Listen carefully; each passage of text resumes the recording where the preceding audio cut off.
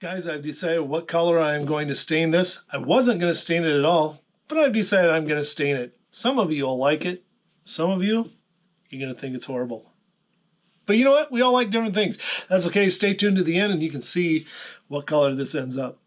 And then I'm going to sand off most of that black. We're going to put white over top. This blue sanded down with coral blue over top of it. So, man, I don't know what to say. you don't need to say anything. Oh my goodness, that is gorgeous. Oh my goodness, that's amazing! Wow, that is beautiful. If you'd like to follow the process of turning a block of wood like this into a guitar like this, then you've come to the right place. And if you would like to see me give this guitar away, click subscribe, hit the bell.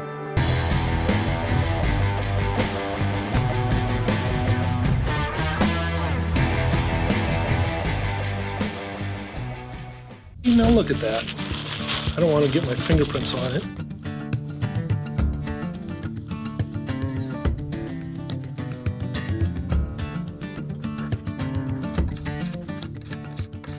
Hey guys, welcome back to Let's Build a Guitar. Today I'm going to be talking about stain. Got this blue-green mix, let it dry, then I'm going to lightly sand a lot of that off. When I was younger, I started woodworking back when I was a pretty young teenager, and I remember the primary stains that I would use for doing things like different little clocks and little candle stands and that type of stuff would be like a fruit wood or maybe like a colonial maple, and that's the type of thing that you would see in your typical hardware store. Dark walnut or maybe even natural. Actually, this one gives a kind of a nice little color. It's a honey pine, or you might even find something like this, which I have used. It's a pastel. It's a white, kind of a wood stain. I'm going to talk about stains, and primarily because real recently I started working on this guitar along with my apprentice Corwin, who is working on a guitar very much like this. He wants his guitar to be a white stain on the front, and with maybe like do a black layer underneath and then sand most of that off to kind of get some of this grain to pop out, and then put white stain over top of it. But we want to experiment and see what that's going to look like. By the way, I think both he and I are going to be painting the edges black and the back black.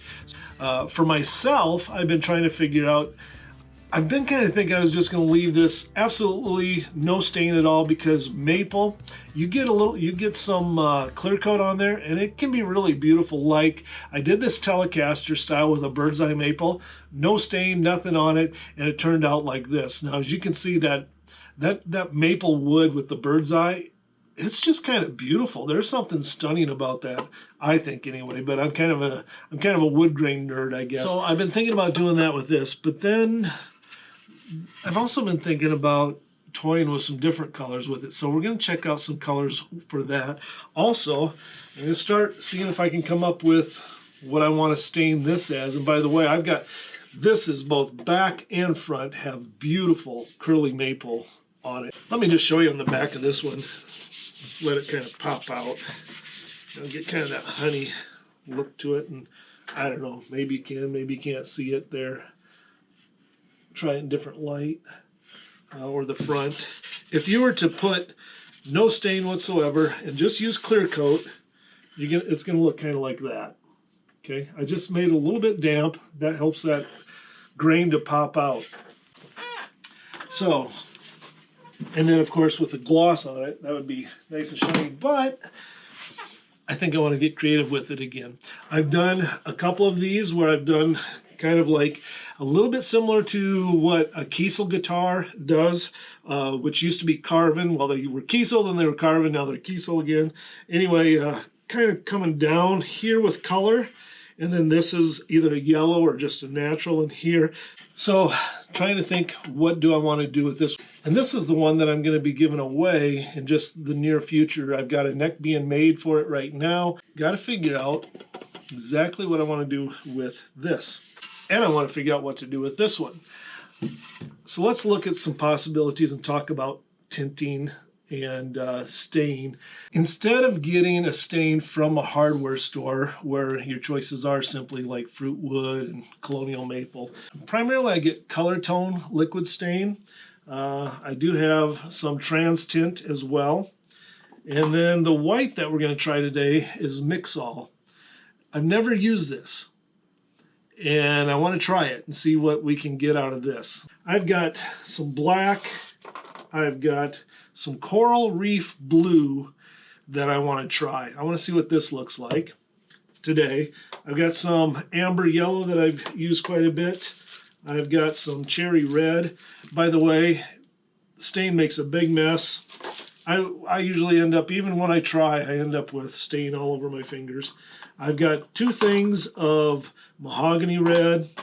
Then I've got a tobacco brown, which is nice for doing some of the like that desert burst. And then I've got this blue, and I've used a lot of the blue. With the different colored stains, you can really vary your color palette just by determining how much stain you're going to use, because you're going to mix this with something. You can mix it with water. I prefer to mix it with denatured alcohol. You can mix it with a very strong alcohol, like an Everclear even, but like I said, you can mix it with water, but water will end up bringing the pores out of the wood a little bit more, and then you'll have to do more sanding with it. Denatured alcohol will evaporate much more quickly, and you won't have the pores raising up quite so much. And I want to show you just a little bit of the technique of staining, sanding off, and staining a different color over top. Because your darker stains will soak into the woods, into the wood grains that are more porous, and they won't soak in where it's less porous. And so when you get those lines and then you lightly sand off the color, the more porous areas are going to stay darker, and the harder areas with less pores, those are going to sand off. And then when you put another layer on and leave it, now you've got more like you've got more depth of color to that. So what I've done is I've got, let's see, I've got a slug, probably 6, 7 of these little pieces of wood, scrap wood that I'm using, of curly maple. Look at that. See, told you. Got blue all over myself, and I didn't even open one yet. Well, anyway, got all sorts of these scrap pieces of wood that I want to use to try out. These are the maples that I've used for the Telecaster style guitars, as well as the X-Horizons. With all of my color tone, I will typically use the denatured alcohol. I'm going to experiment. I'm going to see if this will work with Mix-All. We're going to try a few different options here. Okay, well, it does look like it mixed. So let's give this a try and just see what happens. Okay, nothing. There's not near enough white.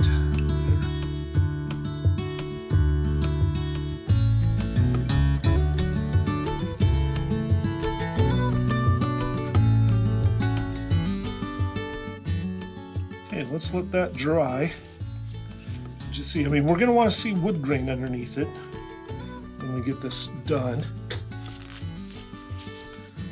So right now, okay, I'm just going to let that dry.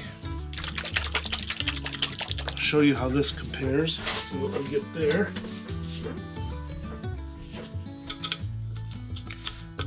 This is that Minwax Winter White.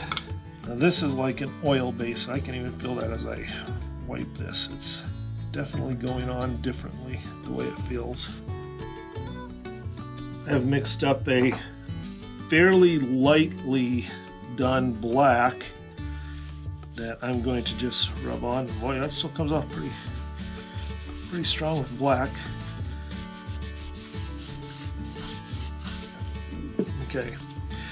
So the reason why I'm doing this is going to be one that we are going to let this dry, and then I'm going to sand off most of that black, and then we're going to put white over top and see what we get.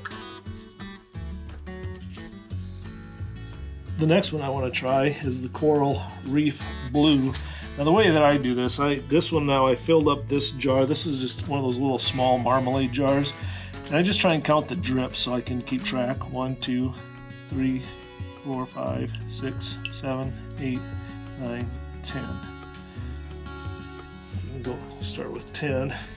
Okay, so let's see what we get with Coral Reef Blue. Oh, maybe. Okay. That might be a little closer to what I was hoping for than I thought it would be.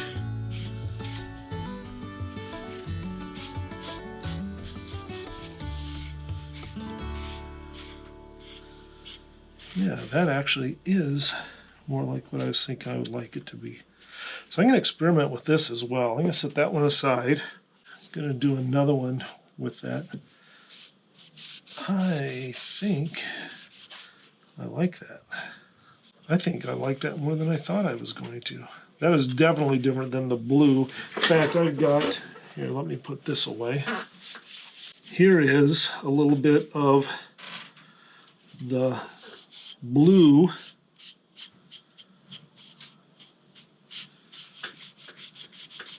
So there's the difference between Coral Reef Blue and the blue, both of them from Color Tone. This one I've used a few different ways. I've gone with less of a concentration of the blue, and I got almost like a light denim blue to it. I've also done it so concentrated that it was almost black, but in the light you could see there was a deep, deep dark blue. I'll try and show a picture. One of them, like I said, it almost looked like it was black unless the light hit it just right, was on this one cloud style guitar that I did. And that was, yeah, just so dark, but I just went real heavy with the stain in it. I'm actually kind of liking this, and I might do this on my telly. I think I might like that. What we're going to do now is I'm going to let this one dry, and I'm going to let this one dry, and I'm going to sand most of this off, and then I'm going to go over it with the coral blue, see what we get. I'm going to sand this one off, and I'm going to put the white over top of it. Now, just by the way, let me just show you now that it's getting more dry. This is this pastel winter white, and this one is the white stain that I just did, and this is definitely more white than what this is. This is barely white over top of that, the way it soaks in. So I definitely have something more with this.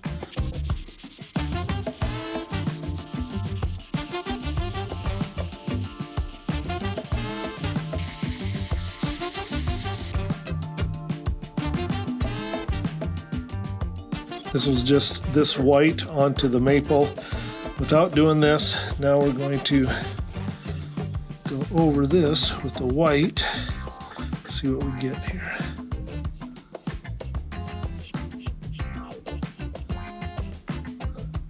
Okay, now I'm going to use a little paper towel to wipe that off.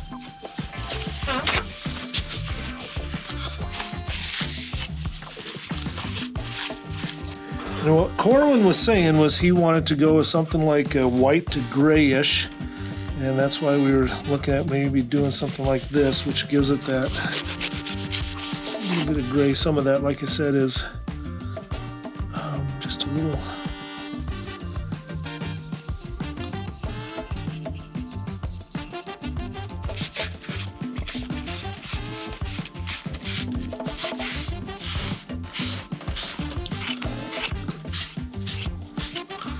What we get. Now if you put a high gloss on that, I think that would be a really nice look to it. That's also nice. Maybe I ought to do that too. There's too many things that I like.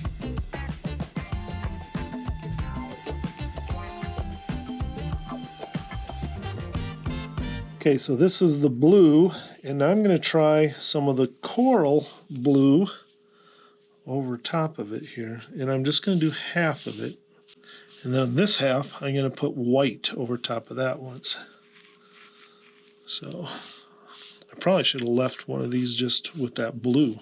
I'll do another piece with just the blue so we can see the difference here. But this is the coral. Let's do some of the white on this side. Let's kind of make a line here. Okay, so we've got the regular blue, We've got the coral blue. We've got this blue sanded down with coral blue over top of it. What you can see with that, what you would get is you see how those lines are a little bit more defined. You've still got these tones in there, but you've also got these more darker lines going on in that. And then we've got white over the maple, and then this is black, and then sanded back, and then white over top of that black. And I think this is what Corin's kind of going for. White over top of the blue sanded off, and then coral over top of the blue sanded off. Just the dark blue. This had white under here and then blue over top of that white, which wasn't something I was doing. It just happened to be on there. These are the two that I'm kind of liking, though. The thing that you got to be able to imagine is when you get a gloss finish over this, how it pops even more, or on this. You just have, it's so much more depth to it, and there's more like a three-dimensional look to these lines once you have polyurethane over top of it. I have always wanted either a surf green or a coral blue guitar, and I was just going to leave this plain, but I think I've decided that I'm going to do this with coral blue after seeing how it came out. Let's try and do this, and I'm just going to kind of push right up to the line, see how that works. This may or may not be the brush I want to use for this. We'll see here.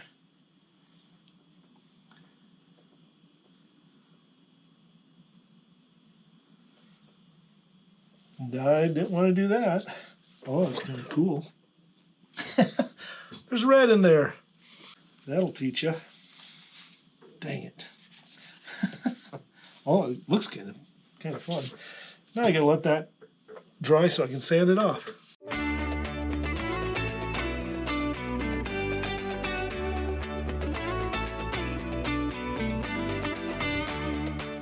Got this blue-green mix, let it dry. Then I'm gonna lightly sand a lot of that off so that it's just gonna be more subtle than what it is right now.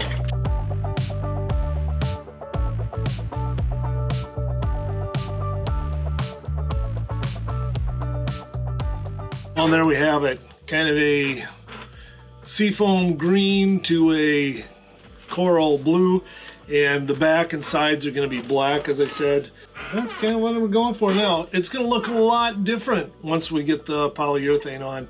Here's a great example too. My baritone telly that I did, and the blues to the purple with that, and then what it looked like once I put polyurethane on, totally different color. So be aware of that as you do that. The other thing is, as we do Corwin's guitar in just a few weeks from now, and we do that white, you should be aware whatever coats you put on over white are going to change the color slightly.